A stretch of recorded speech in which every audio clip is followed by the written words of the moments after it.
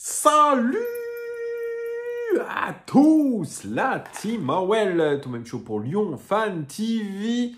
Très heureux les gars de vous retrouver pour une nouvelle vidéo. Je pensais pas vous refaire une vidéo à 23h20. Je suis un petit peu fatigué, mais il y a une petite interview exclusive pour les abonnés, l'équipe qui est sortie et elle concerne un de nos gardiens désormais, c'est Anthony Lopez qui a gardé la cage de l'Olympique Lyonnais pendant une bonne grosse dizaine d'années, voire même peut-être un peu plus, et qui aujourd'hui n'est même plus dans la hiérarchie des gardiens de l'Olympique Lyonnais. Il savait que le vent allait tourner et donc il avait tout le loisir de choisir un autre club. Il en a décidé autrement et désormais, il subit la situation et donc il se décide à sortir du silence avec un plan de communication bien huilé, mais qui fait aujourd'hui, je trouve, un petit peu tâche parce que la saison a bel et bien commencé et les états d'âme personnels n'ont absolument pas leur place. Bienvenue à vous les amis, n'hésitez pas à vous abonner, à mettre un pouce. On rappelle que jeudi prochain, ce jeudi, il y a le Social Club et ça se déroule à Sans Souci, l'arrêt Sans Souci, le bar, le Fac Off. Vous avez toutes les données dans l'onglet communauté. C'est un événement Social Club où vous pourrez gagner, les amis, un maillot extérieur de l'Olympique Lyonnais par tirage au sort le soir même, à la fin du match. Donc n'hésitez pas à venir, c'est à partir de 20h. Je reviens dans ce vif du sujet. Vous savez, sur cette chaîne, j'ai toujours été le plus objectif possible. Sur cette chaîne, il n'y a pas de sponsor, comme vous avez déjà pu le voir, donc la parole est très libre. On ne dit pas les choses pour faire plaisir ici.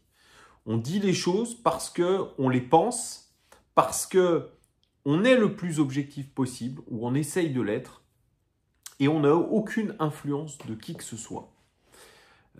Je n'ai aucun lien avec le club, je n'ai aucun lien avec des joueurs du club. Voilà, je n'ai pas de contact avec de joueurs du club. Donc quand on fait une analyse par rapport à ce qu'on a devant nous, aux articles de journaux, aux interviews, à ce qu'on ressent aussi. Et je vais le faire aussi pour Anthony Lopez. Anthony Lopez, j'ai énormément de respect pour ce joueur. Je ne connais pas la personne, je ne l'ai jamais rencontré.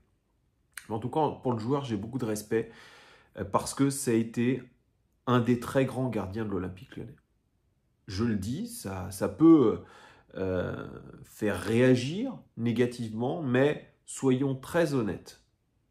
Pendant ces 10-12 années en tant que gardien titulaire de l'Olympique Lyonnais, il a été 90% du temps excellent, extraordinaire. Il nous a sauvés de situations qui étaient extrêmement mal engagées.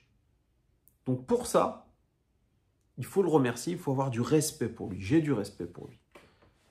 C'est un joueur qui est professionnel, c'est un joueur qui a du caractère, c'est un joueur qui est, je pense, qui représentait exactement l'esprit club.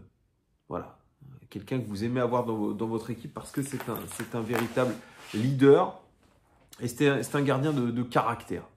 Et je pense que tous ceux qui l'ont côtoyé à l'Olympique Lyonnais vous diront un petit peu la même chose. Sauf que Anthony Lopez, il s'est trop contenté de l'Olympique Lyonnais.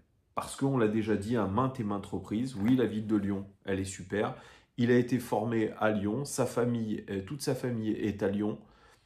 Il aime Lyon. J'ai aucun doute qu'il aime la ville de Lyon, qu'il aime l'Olympique Lyonnais. Par contre, tout ça a un revers de médaille. C'est que le revers de la médaille, c'est quand vous êtes dans votre confort et que et quand vous avez un beau contrat.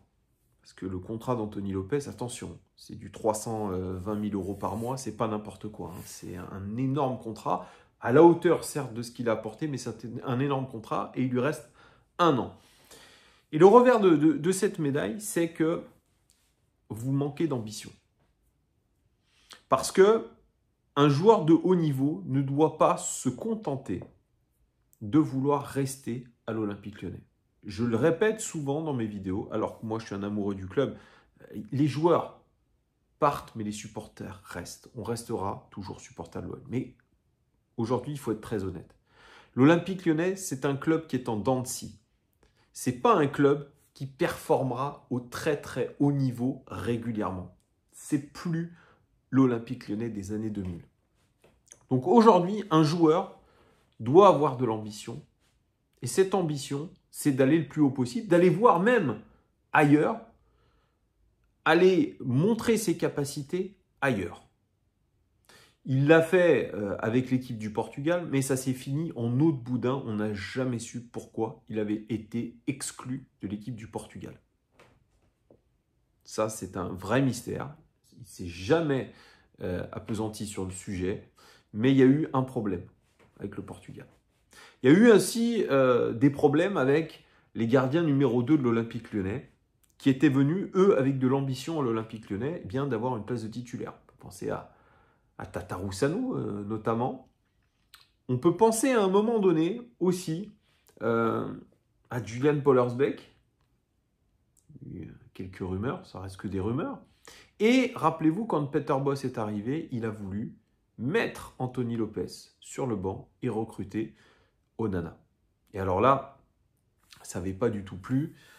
Anthony Lopez avait activé tous ses leviers pour pouvoir faire changer la situation. Finalement, Onana n'avait pas été recruté. Mais on voit qu'il y a une sorte de je dirais, jalousie un petit peu chez lui, ou alors le fait de toujours vouloir rester le numéro 1, et je suis le numéro 1, et je veux personne d'autre à ma place. Et ça, aujourd'hui, dans un club de haut niveau, c'est pas possible. La concurrence doit jouer même au plus haut niveau. Et à un moment donné, quand vous changez de propriétaire, je l'ai déjà dit, vous devez accepter qu'il veuille changer de ligne sportive, de direction sportive. Il a décidé de mettre Lucas Perry en tant que numéro 1 au mois de janvier dernier. Tout le monde le savait.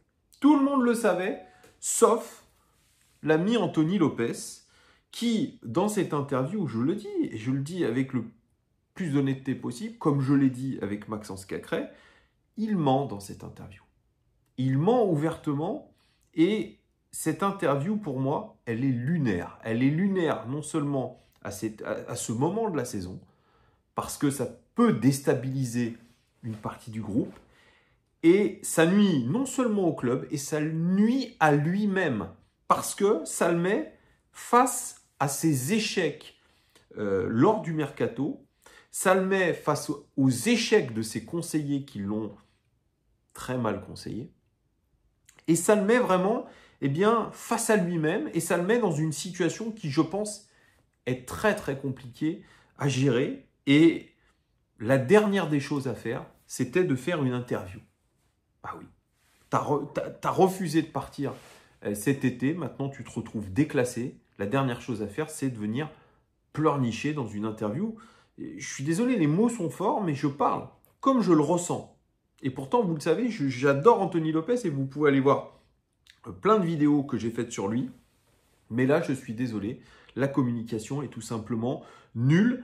Et il dit, je ne vais pas vous mentir, je vais être honnête avec vous, il dit « Personne ne m'a prévenu que ma place était remise en question ».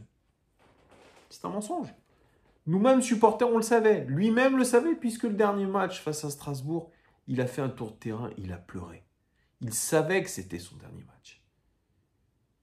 Donc, aujourd'hui, qu'ils viennent nous dire qu'il ne savait pas, c'est complètement faux.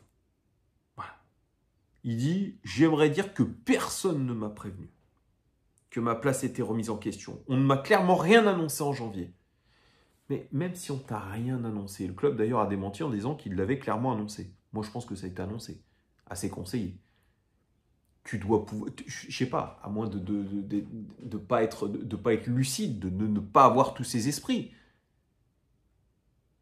Quand tu es au quotidien dans un club, tu sais ce qui va se passer pour toi. Donc, tu as le temps de te retourner. Tu as le temps de demander à tes conseillers, bon les gars, je sens que ça va pas, ça pue, il va falloir me trouver autre chose.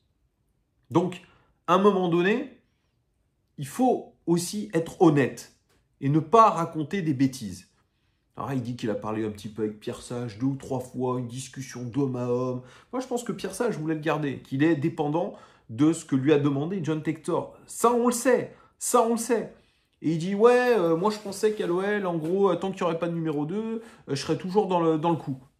Après, c'est vrai que John Textor, il a dit lors de sa conférence de presse, il a dit, bon, Anthony, il a voulu rester et il va essayer de jouer la concurrence. Sauf que lui aussi a un petit peu menti, John Textor, parce qu'il sait très bien que Anthony Lopez n'appartient plus du tout au groupe de l'Olympique Lyonnais, alors même qu'il s'entraîne avec ses coéquipiers. C'est ça qui est un petit peu d'ailleurs bizarre. Ça aussi, on peut s'étonner que Anthony Lopez s'entraîne toujours avec les pros alors qu'il n'est jamais dans le groupe et même pas inscrit pour la Coupe d'Europe. Là où je trouve encore plus lunaire les choses, il a refusé des clubs. Il a refusé un club. Et ça, on ne le savait pas. Alors, est-ce que c'est vrai ou est-ce que c'est faux? Je vais partir du postulat qu'il dit vrai. Il dit qu'au début du mercato d'été, il a été approché par un très grand club européen qui se révèle être Liverpool. Et il dit, ah bah si ça avait été en fin de mercato, j'aurais peut-être pas réagi comme ça. Donc vous vous rendez compte d'une chose? Anthony Lopez et ses conseillers se sont permis de snober Liverpool pour rester à l'Olympique Lyonnais alors que la situation était clairement enterrée. Vous vous rendez compte le niveau de dinguerie? Alors bien sûr, c'était dans un rôle de doublure. Mais refuser un club légendaire d'Angleterre, un club légendaire de football, dans un championnat extraordinaire, mais quel niveau de dinguerie c'est? C'est une véritable folie. Dans un plan de carrière, alors qu'en plus, dans l'interview plus loin, il dit « Je me sens top niveau, pleine forme, ma carrière, j'ai aucune limite à donner à ma carrière, je me vois encore continuer de nombreuses années au plus haut niveau. » Il refuse d'aller à Liverpool, les amis. Il y a un véritable problème dans ce club. J'en ai parlé avec Ryan Cherki, j'en ai parlé avec Cacré. Finalement, ce sont ces fameux Lyonnais formés au club qui, vraiment, je trouve, de temps en temps, manquent de clairvoyance, ont un manque d'ambition qui est criant. Ils ne veulent absolument pas quitter le cocon lyonnais. J'aimerais bien savoir pourquoi. Oui, Lyon, c'est génial. Alors moi, quand on me dit « Ah Thomas, toute ta vie, tu vas rester à la Croix-Rousse », et ça me rigole dessus. J'ai pas mal d'amis qui sont partis de Lyon et qui me disent « Ah, il n'y a que toi qui est toujours à Lyon ». Je suis un petit peu dans le cas de nos amis lyonnais, sauf que je n'ai pas le même salaire. Eux, ils ont des très bonnes conditions pour s'entraîner, ils sont dans un beau stade, ils ont un salaire XXL, ils veulent rester dans un confort. Après, il y a des gens qui veulent rester dans un confort, c'est peut-être mon cas. Mais quand vous êtes footballeur, vous savez que votre vie, elle va être en permanence dans le changement. Vous allez changer de club, vous allez changer... Alors oui, c'est pas facile de transporter sa famille d'un lieu à l'autre, mais ça fait partie de la vie d'un footballeur. Et je dirais même une chose aussi, pour ceux qui ne supportent pas la critique, parce que les footballeurs ne supportent pas la critique, et je pense que si Anthony Lopez ou son entourage voit cette vidéo, ils vont sauter au plafond et ils vont hurler sur moi. Mais j'ai envie de dire, si on n'accepte pas la critique, on ne fait pas footballeur. On fait pizzaiolo. Et encore pizzaiolo, où il faut subir la critique de ceux qui viennent manger des pizzas et qui vous mettent des mauvaises notes. Quand on n'accepte pas la critique, on fait autre chose. Le monde du football, le football est le sport le plus médiatisé au monde. Donc on doit accepter la critique. Et aujourd'hui, cette critique, je pense qu'elle est totalement objective. Et je ne peux pas accepter des joueurs qui disent « j'ai refusé Liverpool pour rester à l'Olympique Lyonnais ». C'est pas acceptable. Je dirais que c'est même de l'arrogance à ce niveau-là.